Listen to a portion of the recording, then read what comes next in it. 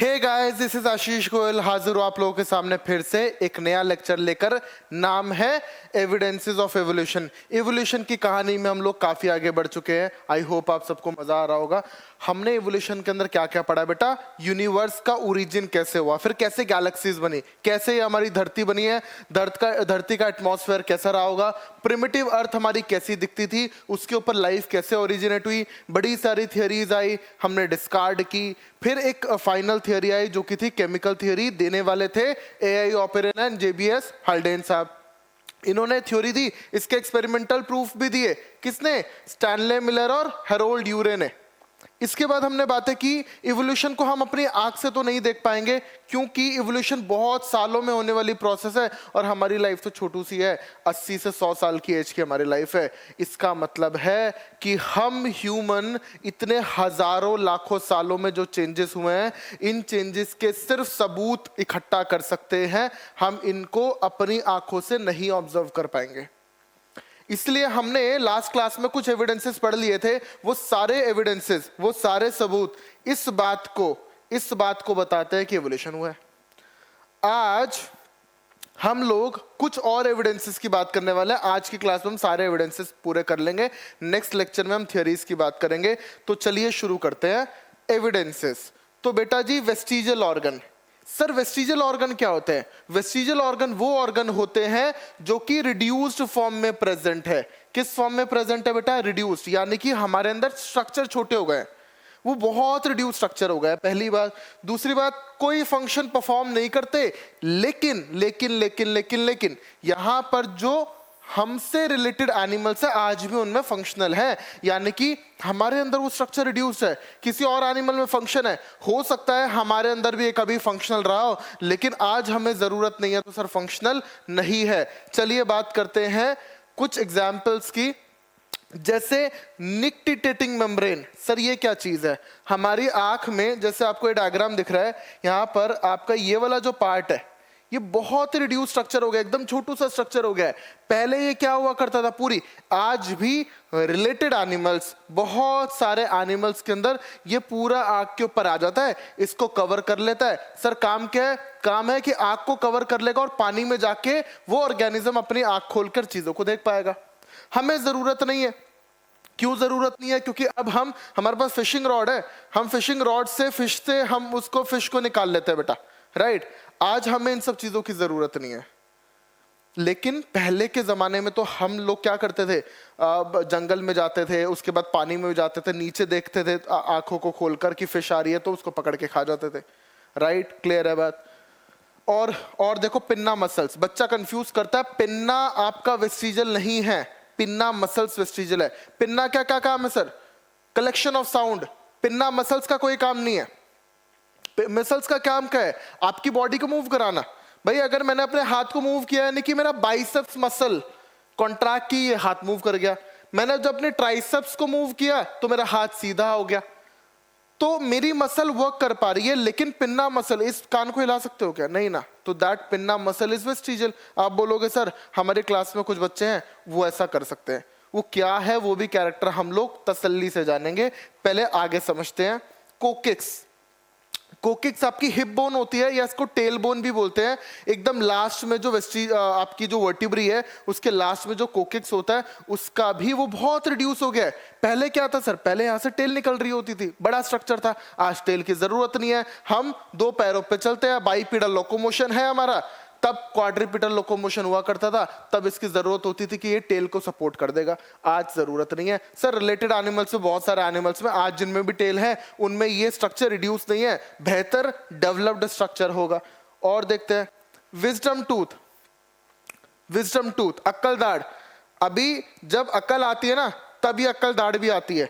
तो इसका मतलब है ये आपका थर्ड मोलर है बेटा जी। क्या है? Third molar. ये लगभग 18 से 22 साल की उम्र के बीच में जनरली आता है। किसी का हो सकता है 23-24 साल की उम्र में भी है, हो सकता है किसी का ये अक्लदाढ़ आए ही ना। हमारी बॉडी में कोई काम नहीं, बहुत ही रिड्यूस सा स्ट्रक्चर भी है, राइट। देन बात करते हैं बॉडी हेयर की। तो बॉडी हेयर जो है, आज हमसे रिलेटेड एनिमल्स बहुत सारे हैं जिनमें बॉडी हेयर क्या काम करते हैं? उनको ठंड से बचाते हैं। सर हम तो कपड़े पहन लेते हैं, है ना, और बहुत ज्यादा ठंड लगती है तो रजाई में घुस के बैठ जाते हैं। आज हमें इन हेयर की जरूरत तो नहीं है, बॉडी हेयर की जरूरत नहीं है बॉडी को वार्म रखने के लिए, तो इसलिए ये स्ट्रक्चर छोटे छोटे होते जा रहे हैं। लेकिन अगर मैं बात करूं इससे पहले हमारे दादा की उम्र के अनिल कपूर लोगों में क्या होता था, हेयर बहुत ज्यादा हुआ करते थे। क्लियर बात समझ में आ रही है? तो ये वेस्टिजियल, आज ये क्या बता रहे हैं सर, इवोल्यूशन के बारे में कैसे पता चलता है? आज हमें इवोल्यूशन के बारे में यहां से पता चलता है कि वेस्टिजियल ऑर्गन हमारे ही साथ के ऑर्गेनिजम्स में आज भी फंक्शनल है, हमारे अंदर फंक्शनल नहीं है। हो सकता है during the course of time evolution ये स्ट्रक्चर्स रिड्यूस हो गया और इनका कोई काम ना रहा हो।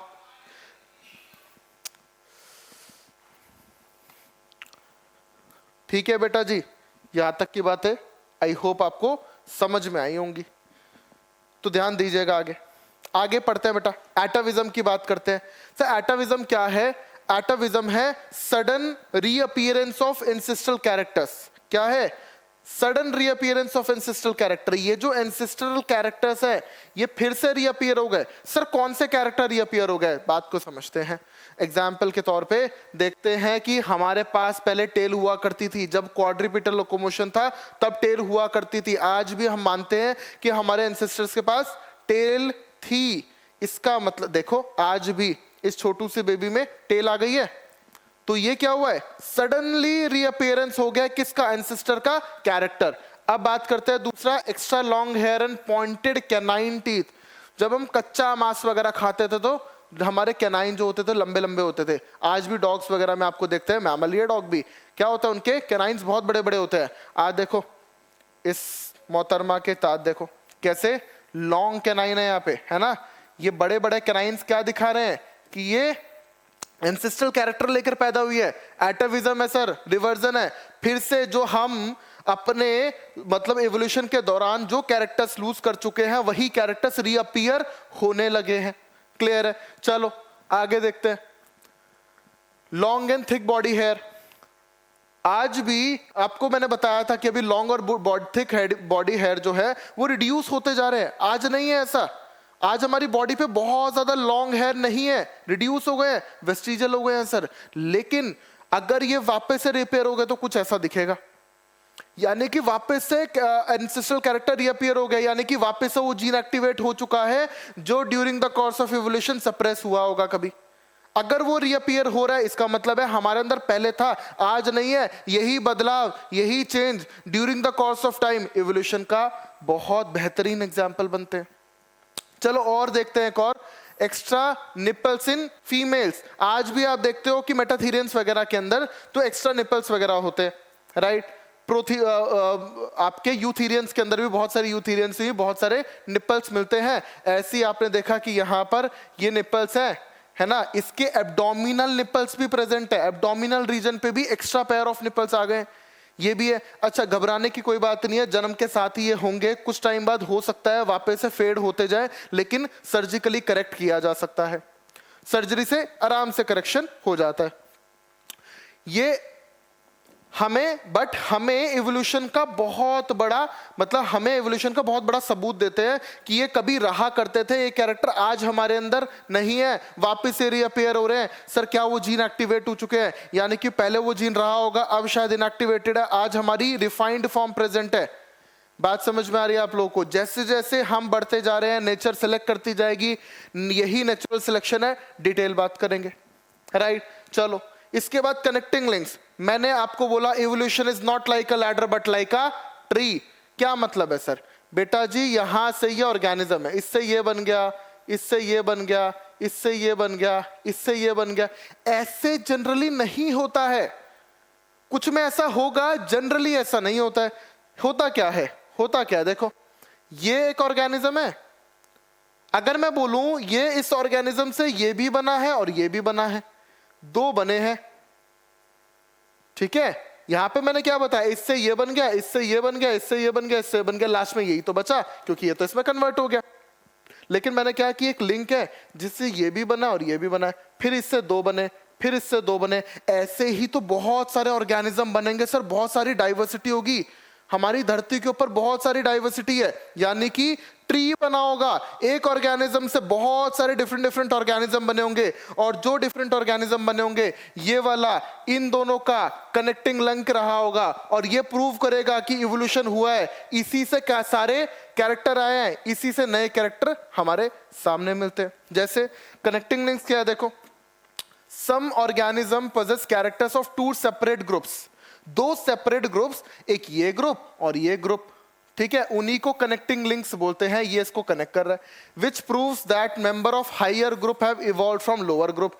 सर क्या मतलब है इस लाइन का, member of higher group evolved from lower group? इसका मतलब ये है बेटा जी कि यहां पर जैसे एग्जाम्पल के तौर पे मैं दिखाता हूं तुम्हें, वायरस है, वायरस क्या है sir, non living and living के बीच का, नॉन लिविंग और लिविंग के बीच का एक कनेक्टिंग लिंक है ना, तो ध्यान से समझना। दूसरी मैंने लिया यूग्लिना, प्लांट और एनिमल के बीच का कनेक्टिंग लिंक है। आर्कियोप्टेरिक्स सर रेप्टाइल और एव्स के बीच का कनेक्टिंग लिंक है। इसका मतलब ये चीज क्या कह रही है ये लाइन बेटा, हायर ग्रुप लोअर ग्रुप से इवॉल्व हुआ है, हायर ग्रुप लोअर ग्रुप से इवॉल्व हुआ है। जैसे एक शानदार चीज बताता हूं, देख, किसी को मत बताना तुम लोग, देखो इधर, ये मोनेरा से बना प्रोटिस्टा, अब जानते हो तुम प्रोटिस्टा से बनता है क्या, फंजाई सर, प्रोटिस्टा से बनता है क्या, प्लांटेई सर, प्रोटिस्टा से बनता है क्या, एनिमेलिया सर। तो ये सारे किससे बने हैं सर इससे बने हैं सारे, यानी कि these groups, these higher groups are evolved from a lower group. यही तो बात कह रहा है ये। सर आर्कियोप्टेरिक्स की फोटो दिखा दो, देखो आर्कियोप्टेरिक्स की फोटो लेकर आया मैं तुम्हारे सामने, ये क्या है, इसके अंदर आपको रेप्टाइल के भी कैरेक्टर दिखे, किसके, रेप्टाइल के भी कैरेक्टर दिखे और बर्ड्स के भी कैरेक्टर दिखे। इनकी जो बोन्स थी वो न्यूमैटिक बोन्स थी, हल्की बोन्स थी ताकि ये उड़ पाए। किसका कैरेक्टर सर, बर्ड का कैरेक्टर, एव्स का कैरेक्टर, और ये बड़े सारे कैरेक्टर किसके रखते थे, रेप्टाइल्स के भी रखते थे। बहुत ज्यादा डिटेलिंग में हम लोग नहीं जाएंगे, आपके सिलेबस में नहीं है, नीट कभी नहीं पूछेगा बेटा, ठीक है ना। तो यानी कि ये रेप्टाइल के भी कैरेक्टर रखते हैं, ये बर्ड के भी कैरेक्टर रखते हैं, दोनों कैरेक्टर रखने वाला, यानी कि इसी आर्कियोप्टेरिक्स से इवॉल्व हुआ रेप्टाइल, इसी आर्कियोप्टेरिक्स से इवॉल्व हुआ बर्ड। मतलब रेप्टाइल और बर्ड नहीं, ऐसे हुआ होगा कि यहां पर पहले रेप्टाइल था, ठीक है, इससे बने आर्कियोप्टेरिक्स, आर्कियोप्टेरिक्स से एक ब्रांच निकली बर्ड, तो इन दोनों के बीच का ये कनेक्टिंग लिंक बनता है। क्लियर है, कनेक्टिंग लिंक बनता है, ध्यान दीजिए। अब बात करते हैं बायोकेमिस्ट्री। अब हमने देखा कि कुछ प्रोटीन्स, जीन्स परफॉर्म कर रहे हैं given function among diverse organisms, gives clues to common ancestry. Sir common ancestry क्या है भाई, एक चीज समझो, एक चीज समझो, अगर मैं बोलता हूं कि एक पॉपुलेशन एक एरिया में रहती है ना, ऐसे समझ, ये पॉपुलेशन इस एरिया में रहती है ए, दूसरी पॉपुलेशन ये अर्थ पे रहती है। मान लो चंद्रयान 3 गया हमारा मून पे, मान लो उसने क्या किया, बता दिया कि सर वहां पर भी लाइफ बन रही है, वहां पर भी लाइफ बन रही है, वहां पर भी उसने लाइफ खोज ली। हमारा रोवर जो है ना, उससे वहां पर भी लाइफ, एग्जाम्पल ले रहा हूं, ठीक है, वहां पर भी लाइफ समझ लो खोज ली। तो यहां पर क्या हुआ, अर्थ जो है, अर्थ के ऊपर कोई लाइफ बनी। अब मुझे एक चीज बताओ, मून पे जो लोग मिलेंगे क्या वो हमारी तरह कपड़े पहनते होंगे, क्या वो हमारी तरह बात करते होंगे, क्या हमारी तरीके से सारी चीजें करते होंगे कि डिफरेंट होंगे? आप बोलोगे सर डिफरेंट होंगे, क्यों होंगे, क्योंकि इसका इससे कोई रिलेशन नहीं है, तो इनके अंदर बहुत सारी डिसिमिलैरिटीज हैं। अगर मैं बोलूं कि इसके और इसके सारे लोग कपड़े वपड़े सारी चीजें एक साथ पहनते हैं, आप बोलोगे सर कोई ना कोई तो है जो इन दोनों को कनेक्ट कर रहा है, इन दोनों को बता रहा है, यहां से यहां चले आते हैं, यहां से यहां चले आते हैं। यानी कि नासा और इसरो ऐसी बड़ी ऑर्गेनाइजेशन इन सबको कनेक्ट करके बैठी हैं, और यहीं का, यहाँ का मून का फैशन अर्थ पे लेकर आ रही है, अर्थ का फैशन मून पे ले जा रही है। कनेक्टिविटी तो होनी चाहिए, नहीं तो अलग अलग स्पीशीज इवॉल्व होंगी। आज अगर मैं बोलता हूं मेरे अंदर भी एटीपी और बैक्टीरिया के अंदर भी एटीपी, मेरे अंदर भी एनर्जी करेंसी एटीपी, बैक्टीरिया के अंदर भी एटीपी, मेरा प्रोटोप्लाज्म भी CHONPS, carbon hydrogen oxygen nitrogen phosphorus sulphur, इनसे बना है, और बैक्टीरिया का भी इनसे ही बना है। तो मुझे समझ में आता है कि कहीं ना कहीं बैक्टीरिया और मुझ में एक तो कॉमन रहा होगा, जिसकी वजह से आज भी हम दोनों के बीच में काफी सारी चीजें सिमिलर हैं। नहीं तो कैसे पता चलता? कॉमन एंसेस्ट्री कब शो करेगा? कॉमन एंसेस्ट्री तब शो करेगा जब हमें, देखो जैसे मैं एक एग्जांपल देता हूं, आपका सारा प्रोटोप्लाज्म, आपका बहुत सारे प्रोटीन्स, आपकी बहुत सारी रिएक्शंस, आपके बहुत सारे मॉलिक्यूल्स, बहुत सारे ऑर्गेनिजम्स में है, मतलब अलग अलग ऑर्गेनिजम्स में सारे सेम है। सर एग्जाम्पल बताओ, हम नहीं मानेंगे ऐसे। मैंने बोला बेटा जी प्रोटोप्लाज्म की बात करो। सबसे पहले प्रोटोप्लाज्म बैक्टीरिया से लेकर आप तक सब में बना है carbon, hydrogen, oxygen, nitrogen, phosphorus, sulphur, इसी का बना हुआ है। तुम्हारे अंदर जो प्रोटोप्लाज्म है वही बैक्टीरिया के अंदर भी है। स्ट्रक्चर थोड़े बहुत ऊपर नीचे हो जाएंगे, इससे ज्यादा कुछ नहीं होगा। यूकैरियोटिक सेल, प्रोकैरियोटिक सेल, सबके अंदर लिपिड की बाइलेयर बनी हुई है। सेल में बहुत स्ट्रक्चरल सिमिलरिटी है। आपके सेल में भी माइटोकॉन्ड्रिया, प्लांट के सेल में भी माइटोकॉन्ड्रिया, प्रोटोस्टा के सेल में भी माइटोकॉन्ड्रिया, सब में माइटोकॉन्ड्रिया है सर, यानी कि सिमिलैरिटीज तो है। दूसरी बात कर लो सर, हमें प्रोटीन भी बताओ आप। प्रोटीन बताता हूं एक एंजाइम के तौर पे। एक एंजाइम है, आपके कई बार पूछा जाता है ट्रिप्सिन। ट्रिप्सिन ये एंजाइम पूरे एनिमल किंगडम में आपको ये एंजाइम मिलता है। सारे इनवर्टिब्रेट्स में, वर्टिब्रेट्स में एंजाइम मिलेगा। सर सब में कैसे मिल रहा है, कॉमन कैसे रहा? चलो एक शानदार चीज बताता हूं तुम्हें, मजा आ जाएगा। ग्लाइकोलिसिस एक रिएक्शन है बेटा, पढ़ी होगी रेस्पिरेशन इन प्लांट में, क्लास 11 का टॉपिक है। रेस्पिरेशन इन प्लांट में ग्लाइकोलिसिस एक 10 स्टेप्स रिएक्शन है। क्या? Glucose, glucose 6 phosphate, fructose 6 phosphate, fructose 1 6 bisphosphate, dihydroxyacetone phosphate, 3 phosphoglyceraldehyde, 1 3 phosphodiglyceraldehyde, 1 3 diphosphoglyceric acid, 3 phosphoglyceric acid, phosphoenol pyruvate और पाइरुविक एसिड, ऐसे ही कुछ है।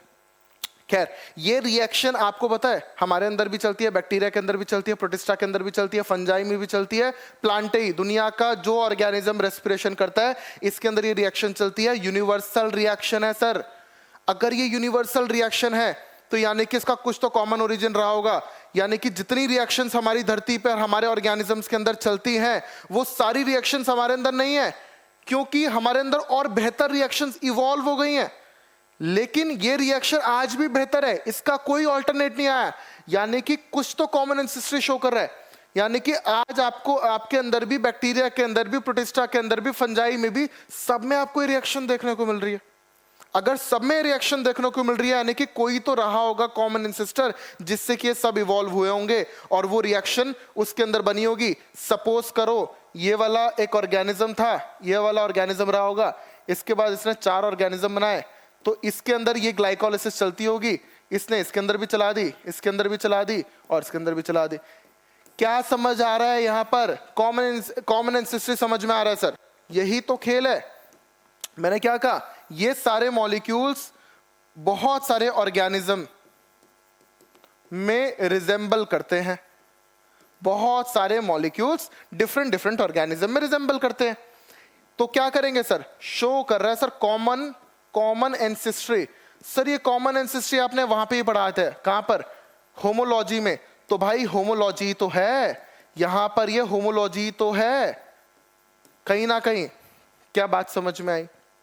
तो ये हमने बात की बायोकेमिस्ट्री की। अब बात करते हैं एम्ब्रियोलॉजिकल एविडेंसेस। ध्यान से सुनना, ये बात समझ नहीं आती है, बहुत इंपॉर्टेंट है, और कुछ लाइन्स है एनसीईआरटी की जो बहुत ही केयरफुली हमें स्टडी करनी है।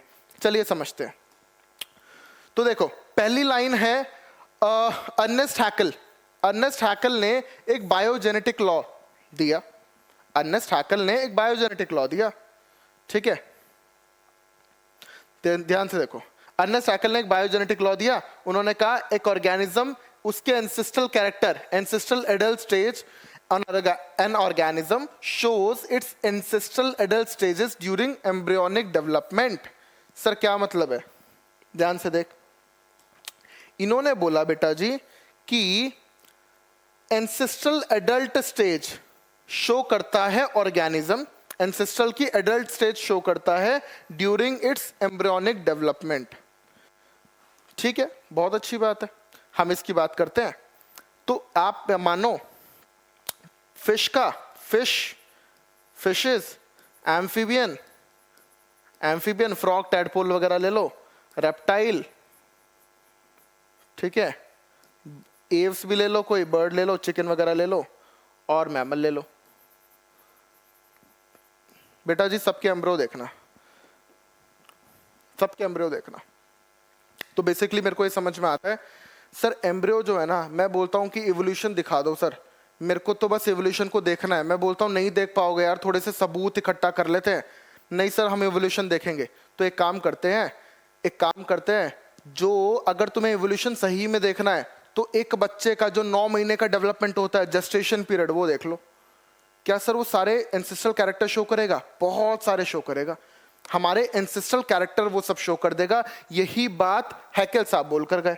यानी कि अगर मैं बात करूं, अब देखो मैं बात करूं, सबसे पहले आपकी बॉडी के अंदर ऐसे आपका 2 चैम्बर्ड हार्ट बनेगा, फिर धीरे धीरे जैसे ही बच्चा बड़ा होगा उसका 3 चैम्बर्ड हार्ट बनेगा, फिर और बड़ा होगा 3.5 चैम्बर्ड हार्ट बनेगा, और फिर एक जबरदस्त 4 चैम्बर्ड का हार्ट बनेगा। ठीक है ना? तो ध्यान से बनना। तो ये 4 चैम्बर्ड का हार्ट बना, जो ऐसा नहीं होता है और ऐसा तो बिल्कुल नहीं होता है, और ये अभी किसी के लिए धड़कना भी नहीं चाहिए, क्योंकि अभी हमारी पढ़ने लिखने की उम्र है। इसके बाद इसकी क्लासेस है ना, किसके लिए दिल धड़काना है इसकी क्लासेस मैं अलग से दूंगा, एक बार मेडिकल कॉलेज में पहुंच जाओ। खैर देखो मैंने क्या बोला है, 2 chambered heart, 3 chambered heart, 3.5 chambered heart, और ये 4 चैम्बर्ड हार्ट। ऐसे ही तो हमारा एम्ब्रियोनिक डेवलपमेंट हुआ है सर। लेकिन आज मैं देखता हूं कि पाइसिस फिश के अंदर भी ऐसा ही है, एम्फीबियन के अंदर ऐसा है, रेप्टाइल के अंदर ऐसा है, एव्स के अंदर ऐसा है, मैमिलिया के अंदर ऐसा है। इसके अंदर कैसा 2 चैम्बर्ड हार्ट, इसके अंदर कैसा 3 चैम्बर्ड, इसके अंदर कैसा 3.5 चैम्बर्ड, इसके अंदर कैसा 4 चैम्बर्ड। देखा सर, ये तो बहुत सही सी बात है।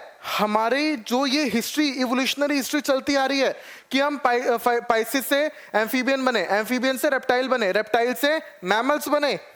ये जो बनता आ रहा है, ये जो चला आ रहा है, ये जो कहानी चली आ रही है, यही हमारी एम्ब्रियोनिक डेवलपमेंट में भी हो रहा है। यही तो बातें इन्होंने बोली।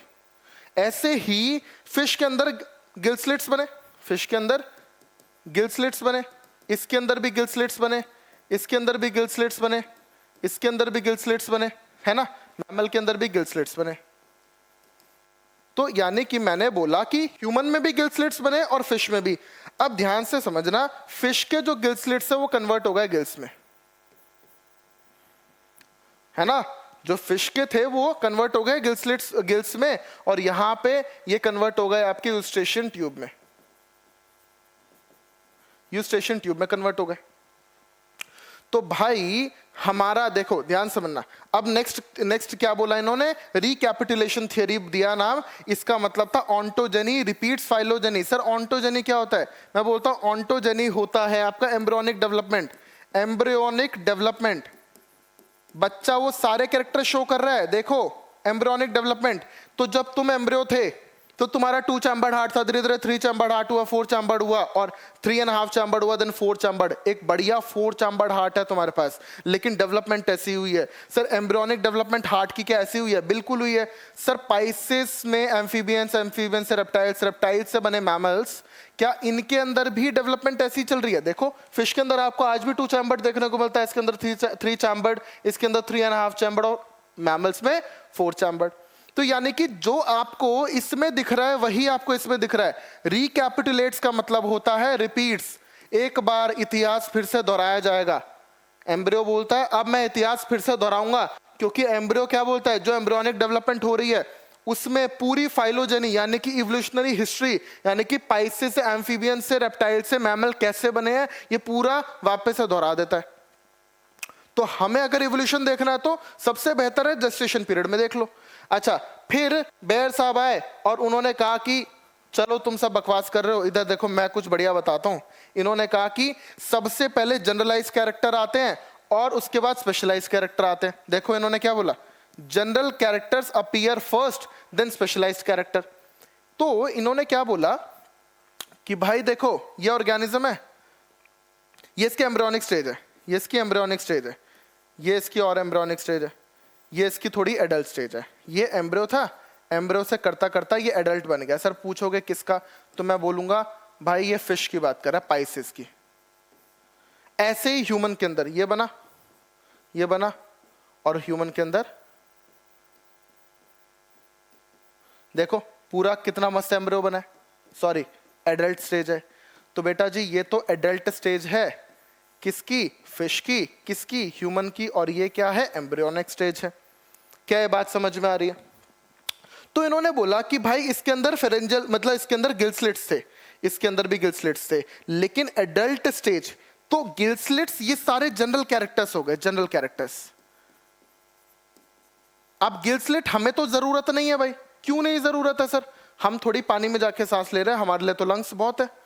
तो यहां पर जो गिल स्लिट्स है वो कन्वर्ट हो गए गिल्स में, ठीक है, यहां पर जो गिल स्लिट्स है वो कन्वर्ट हो गए गिल्स में, और यहां पे जो गिल स्लिट्स है वो भर गए, यूस्टेशियन ट्यूब बना दी, वो तो नहीं कन्वर्ट हुए किसी चीज में, जरूरत नहीं थी।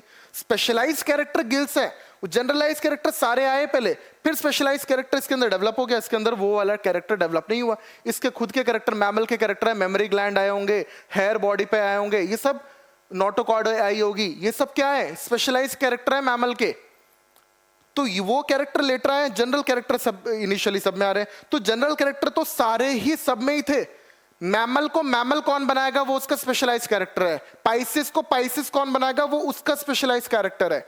यानी कि जनरल कैरेक्टर सब में एक जैसे हैं, वो तो सब में एक जैसे ही आए। जैसे हार्ट सब में बनेगा भाई, ब्रेन सब में बनेगा, किडनी सब में बनेगी, तो जनरल कैरेक्टर सब में वैसे ही चलने लगे। लेकिन स्पेशलाइज कैरेक्टर की भाई मैमल्स में हेयर आ गए, मैमल्स के अंदर मेमोरी ग्लैंड आ गए, ये सब स्पेशलाइज कैरेक्टर, फिश में गिल्स आ गए, उसके फिन्स बन गए, तो ये सब स्पेशलाइज कैरेक्टर बाद में आते हैं, ऐसा वॉन बेयर साहब ने बोला।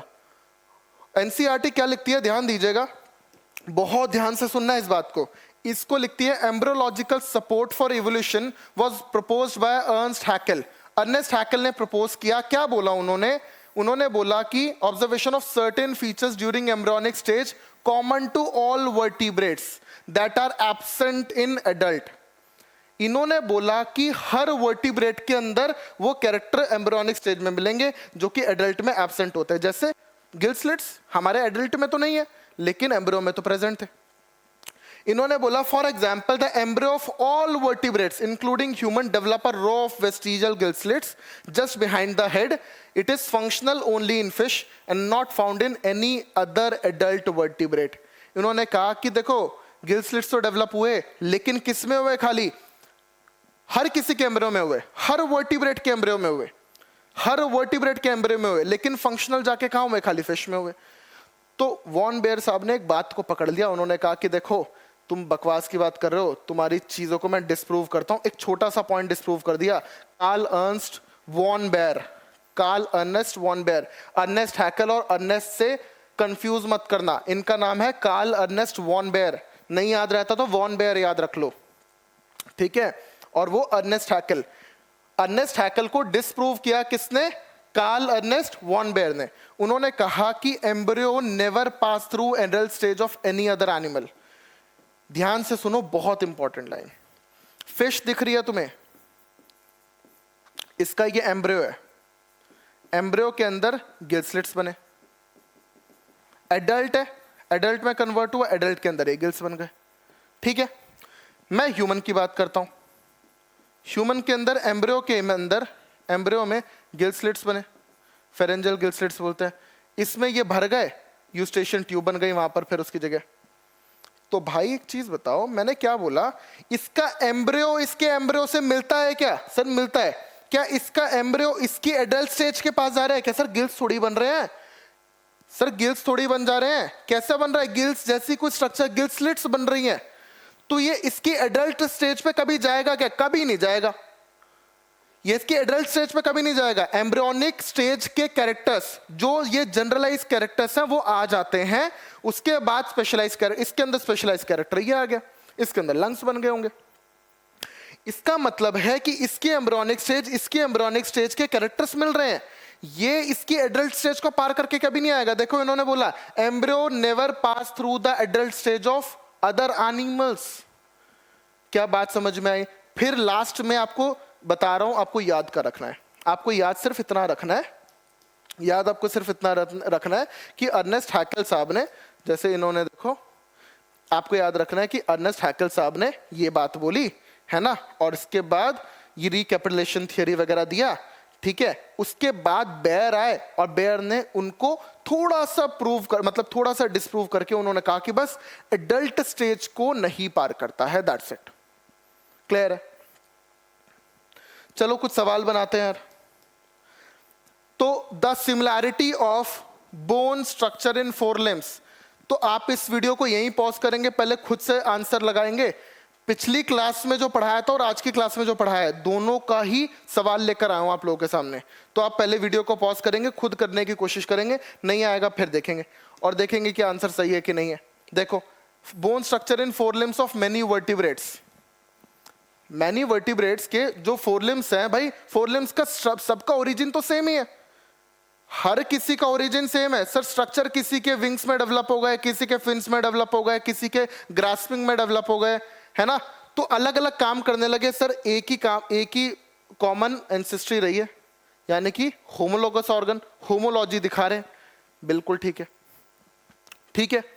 ध्यान समझना। नेक्स्ट क्वेश्चन, तो भाई मैं पहले लिख लेता हूं, कन्वर्जेंट इवोल्यूशन है। कन्वर्जेंट इवोल्यूशन मतलब एनालॉगस, डाइवर्जेंट इवोल्यूशन मतलब होमोलॉगस, ठीक है। पहले ही देख लो, आई ऑफ ऑक्टोपस एंड मैमल्स, किसका एग्जाम्पल सर? एनालॉगस का एग्जाम्पल। क्यों? दोनों का काम क्या है? विजन, लेकिन दोनों की रेटिना पोजीशन अलग है, दोनों का ओरिजिन बिल्कुल अलग है, काम सेम है। Four limbs of bones of four limbs of vertebrates अभी पढ़ा हमने कि ये तो होमोलॉजी या होमोलॉगस का एग्जाम्पल है, तो बिल्कुल ठीक है यार, ये तो पहला ही सही हो गया। चलो फिर भी आगे भी एक बार देख लेते हैं। Thorns of bougainvillea and tendrils of Cucurbita, नहीं सर, होमोलॉगस का एग्जाम्पल है, गलती से भी यहां मत लिख देना, ये होमो का एग्जाम्पल है। इसकी बात करो, wings of butterfly and birds, नहीं सर, दोनों का काम उड़ना है, फंक्शन सेम हो गया, स्ट्रक्चर अलग अलग है, इसका क्यूटिकुलर स्ट्रक्चर है, इसका मॉडिफाइड फोर लिम्ब है, एनालॉगस का एग्जाम्पल हो गया, यानी कि कन्वर्जेंट इवोल्यूशन। ये देखो फिर, ये वाला तो ये आ गया, इसका मतलब ये वाला होमोलॉगस का है। विंग्स ऑफ बटरफ्लाई देखो, ये फिर एनालॉगस का है। Thorns of bougainvillea and tendrils of Cucurbita homologous का है। आइज ऑफ ऑक्टोपस हम देख चुके हैं, किसका? एनालॉगस का है। तो भाई ये तीनों किसके? एनालॉगस के। तीनों क्या है? होमोलॉगस के। पहला ही आंसर सही होगा, ठीक है, पहला ही आंसर हमारा मैच कर रहा है, बहुत अच्छी बात है। सीबीएसई एपीएमटी 2012 का सवाल, आसान सवाल। तो भाई ये सारे डाइवर्जेंट के एग्जाम्पल है, कौन सा नहीं है, कौन सा इनकरेक्ट है? इनकरेक्ट बता दो। सारे तो डाइवर्जेंट के हैं, कौन सा नहीं है? डाइवर्जेंट का मतलब होमोलॉगस, तो हमें पता करना है कि कौन सा होमोलॉगस ऑर्गन नहीं है। आंख बंद करके मार देना, ये रहा, अभी तो पढ़ा। ऑक्टोपस की आई किसी भी मैमल की आई से, ऑक्टोपस क्या है तुम्हारा? अकाइनोडर्मेटा, किसी भी मैमल की आई से नहीं मिलेगी। क्यों? दोनों का ओरिजिन अलग है भाई, दोनों का ओरिजिन अलग है, फंक्शन सेम है। क्या फंक्शन? तो विजन है, दोनों ही देखेंगे, तो ये एनालॉगस का एग्जांपल है। बाकी फोर लिम्स, हार्ट, ब्रेन, ये सब हम पढ़ चुके हैं, सब के सब होमोलॉगस के एग्जांपल होते हैं। चलो, और wings of birds and wings of insect, insect के विंग्स आपका क्यूटिकुलर स्ट्रक्चर, बर्ड के विंग्स आपके फोर लिम्ब मॉडिफाई हो गए हैं। ये क्या है? दोनों एग्जांपल है सर एनालॉगस के। एनालॉगस यानी कि कन्वर्जेंट इवोल्यूशन। अब लगा दो कौन सा होगा सर? पी दिख रहा है हमें, ठीक है। देखो सारे नीट के क्वेश्चन लेकर आया हूं और सारे बहुत आसान है। आई ऑफ ऑक्टोपस और कैट, कैट क्या? किसी की भी आंख हो, मैमल होना चाहिए, मैमल की आंख, ठीक है। तो मैमल की आंख, किसी भी ऑक्टोपस की आंख, दोनों का काम विजन, लेकिन दोनों का डिफरेंट ओरिजिन होगा। तो एनालॉगस का एग्जांपल बता रहे हैं, एनालॉगस यानी कि कन्वर्जेंट। तो बताओ कौन सा एनालॉगस कन्वर्जेंट? सर हमें थर्ड दिख रहा है, ठीक है। जल्दी, रैपिड फायर चल रहा है, जल्दी जल्दी हम करेंगे सवाल को। अच्छा, आप लोग सवाल को पॉज करेंगे, वीडियो को पॉज करेंगे, फिर सवाल लगाएंगे, फिर आगे देखेंगे कि सही है या गलत है। सही है तो बहुत अच्छी बात है, गलत है तो दोबारा प्रैक्टिस करेंगे हम लोग। The process by which organism with different evolutionary history evolve similar मेरे को बहुत अच्छा लगता है सवाल, ध्यान समझना। इन्होंने क्या बोला? डिफरेंट, देखो डिफरेंट इवोल्यूशनरी हिस्ट्री रही है, इवॉल्व कर लिया सेम मतलब इवॉल्व कर लिया similar phenotypic in response to a common environmental challenges called. आप समझ रहा क्या बोला? The process by which different evolutionary history, ये इसकी डिफरेंट इवोल्यूशनरी, इसकी डिफरेंट, लास्ट में सब ने एक कॉमन फिनोटाइप पे आ गए। तो भाई ये अलग था लेकिन ये भी फिनोटाइप ये कर रहा है, ये अलग था ये भी फिनोटाइप ये कर रहा है, ये अलग था ये भी फिनोटाइप ये कर रहा है। तो सर ऐसा वाला तो मैं क्या बोलता हूं कि ये तो सब कन्वर्ज हो जा रहे हैं, तो ये कन्वर्जेंट इवोल्यूशन का एग्जांपल होगा। बात समझ में आई? डिफरेंट के सब सेम फिनोटाइप में आ जा रहे हैं, कैसा होगा? कन्वर्जेंट इवोल्यूशन होगा। ऑस्ट्रेलिया के अंदर मार्सुपियल्स और मेनलैंड एशिया में प्लासेंटल मैमल्स इवॉल्व हुए हैं बहुत सारे सिमिलर कैरेक्टर्स के साथ। लास्ट क्लास में पढ़ाया था भाई, सिमिलर कैरेक्टर्स के साथ कन्वर्जेंट इवोल्यूशन शो करते हैं। जब एक से ज्यादा अडैप्टिव रेडिएशन हो, one can call it convergent evolution, है ना? मैंने इसको लास्ट क्लास में आपको डिटेल पढ़ाया था, देखो नीट में आया भी है। A population था, so this is most important and my favorite question. A population of species invades a new area, एक नए एरिया में चली गई भाई। For the following condition will lead to adaptive radiation. अच्छा, मैं सर एक काम करूंगा, डार्विन फिंचेस का एग्जांपल लूंगा, यहाँ से नॉर्थ अमेरिका से अलग हुई और डिफरेंट एरिया में चली गई। यहाँ पर तो पहले बर्ड नहीं थी, यहाँ पर भी नहीं थी, डिफरेंट खाली प्लेसेस में चली गई हैं। अच्छा, कहाँ पर जाएंगी? कहाँ पर जाएंगी? वो एरिया कैसा होना चाहिए? Area with many types of vacant habitat, है ना? तभी तो क्या होगा, डिफरेंट जगह पे जाएंगी, area with many types of vacant habitat. पहले से वहां पे प्रेजेंट नहीं थी, ये यहाँ पर चली गई, यही तो अडैप्टिव रेडिएशन है, यही तो अडैप्टिव रेडिएशन है, और कोई नहीं हो सकता। देखो, area with large number of habitats having very low food supply, no भाई, लो फूड सप्लाई होगी तो गलती हो जाएगा। लार्ज नंबर ऑफ हैबिटेट रह रहे हैं और फूड सप्लाई लो है, ये तो खत्म ही होने वाली बात कर रहा है। Area with single type of vacant, अगर एक सिंगल ही होगा तो भाई उसको फाउंडर्स इफेक्ट बोलोगे, अडैप्टिव रेडिएशन थोड़ी। अडैप्टिव रेडिएशन में तो बहुत सारे एरिया में जाके रहने लग जाती है, तो हमें डिफरेंट एरिया चाहिए था, ये सही दिख रहा है। Area with many habitats occupied by large number of species, अगर वहां पे पहले से ही बहुत ज्यादा स्पीशीज प्रेजेंट होंगी। एरिया देखो, एरिया विद मेनी हैबिटेट्स, पहले से ही बहुत सारा ऑलरेडी प्रेजेंट है, तो ऑब्वियस सी बात है कि वहां पर नहीं होने के चांसेस है। क्यों? क्योंकि उनके बीच में पहले से अगर जो प्रेजेंट होंगे और अब वालों के बीच में क्या होगी, इंटरब्रीडिंग स्टार्ट हो जाएगी। इंटरब्रीडिंग स्टार्ट हो जाएगी, उनके भी कैरेक्टर्स आ जाएंगे, वो अपने आप में कभी पनप ही नहीं पाएंगे। इसकी फिर भी बात में जब थ्योरीज पढ़ाऊंगा तो आपको ज्यादा बेहतर समझ में आएगा, ठीक है? तो I think this is all for today. हमने आज सारे एविडेंसेस खत्म कर लिया है बेटा, सारे एविडेंसेस को पढ़ लिया है हमने, उसके ऊपर सवाल लगा लिए हैं।